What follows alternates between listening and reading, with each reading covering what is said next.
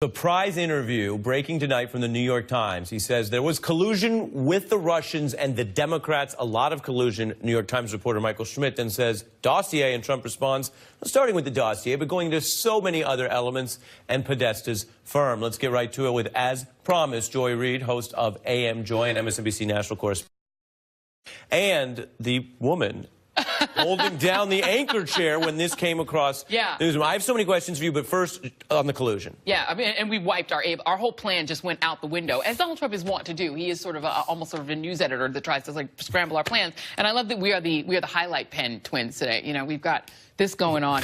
So, all right, so just to go through really quickly, Donald Trump, I'm on page 8 of 18 of this transcript, which is remarkable when you read Donald Trump outside of the edited, you know, once they put it together, all put together in New York Times. Just reading the transcript and the number of directions his mind goes. I think of the little bird in Peanuts that's friends with Snoopy that walks all over the place, and he's all over the place. But he keeps saying over and over, no collusion, no collusion, no collusion, even to irrelevant questions. He keeps coming back to it. I've already counted 15 times, sometimes 2 or 3 times within 3 sentences.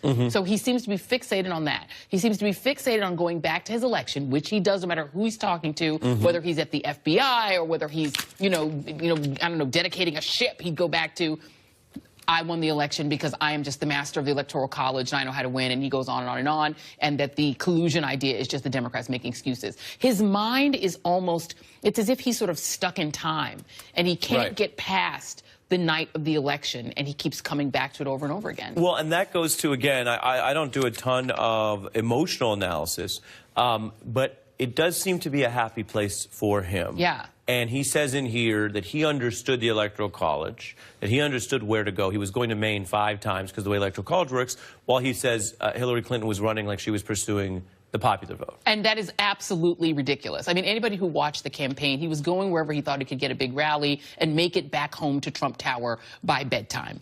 The idea that this strategy all along was to do what he did and win the way he did, well, then why were so many of his campaign team chatting with Russians who were promising Hillary Clinton's emails? I think it's pretty clear that what the Trump campaign thought was strategy was to prove that Hillary Clinton had committed some crime that she'd hidden in the emails she didn't turn over when she turned over her State Department emails. They thought the emails were the key to their strategy, not this whatever he's talking about the Electoral College. And then I want to turn to something we have not touched on at all yet that I think will get a lot of attention, which seems to be revealing into how he sees his role in this world we're all living in. I was just speaking to Ambassador Sherman about the threats in China and North Korea because he is the President of the United States, because he is a man who, like it or not, is overseeing the largest nuclear arsenal in the history of the world. But this is how he sees his path to re-election. Quote, we're going to win another 4 years for a lot of reasons, but most importantly, so this would be most important, because our country's starting to do well. Another reason that I'm going to win another 4 years is because newspaper, TV, all forms of media will tank, the president says tonight, if I'm not there, because without me, their ratings, he's talking about our ratings and others, are going down the tubes. Then he says to print media, without me, the New York Times will indeed not be the failing New York Times, but the failed New York Times. So they basically have to let me win. And eventually, he says, probably 6 months before the election, they'll be loving me because they're saying, please, please, don't lose Donald Trump. What does this tell us about how he sees himself and his role as president? It's remarkable. Donald Trump, came to prominence for most Americans either as a real estate tycoon or as the host of The Apprentice, a TV show. When he was a real estate tycoon, he spent as much time trying to get Page Six and other tabloids to put his name in the tabloid press, to tell people who he was dating, to tell people who he was marrying, to talk about his sex life, his love life, to make Donald Trump famous. Then he becomes the head of The Apprentice, in which he pretends to be a business mogul because he'd actually failed at business. The Apprentice sort of was one of the things that saved his finances. But he seems to think he's in a TV show.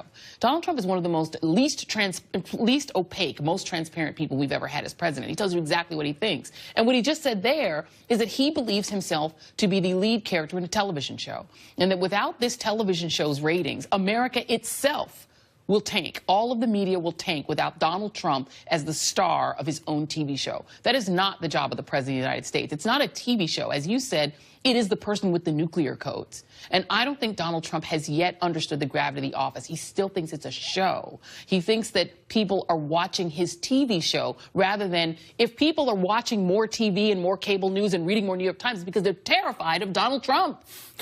Or they despise him and he alarms them and they want to know what he's going to do next. Right, and so we hear this term transaction a lot. Oh, a transactional way of thinking.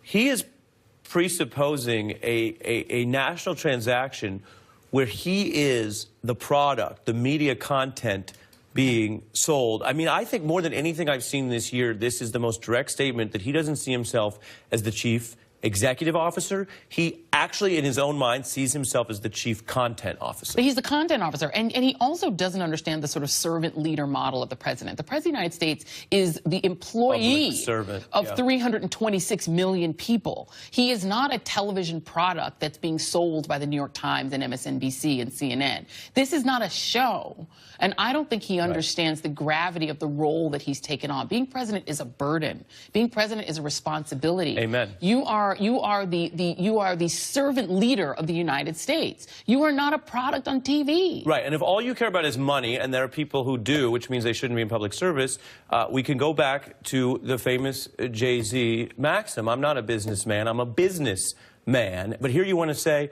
no, you're not a business anymore, you're the president, man. Exactly, and if Jay-Z said that, it's because he entertainer. Donald Trump is an ex-entertainer, and I don't think he understood. Look, Ronald Reagan was an entertainer. I don't think he got into the presidency and said, my show continues. And Donald Trump might as well have props and a jingle to go along with his presidency, because he thinks that to succeed, he must rate.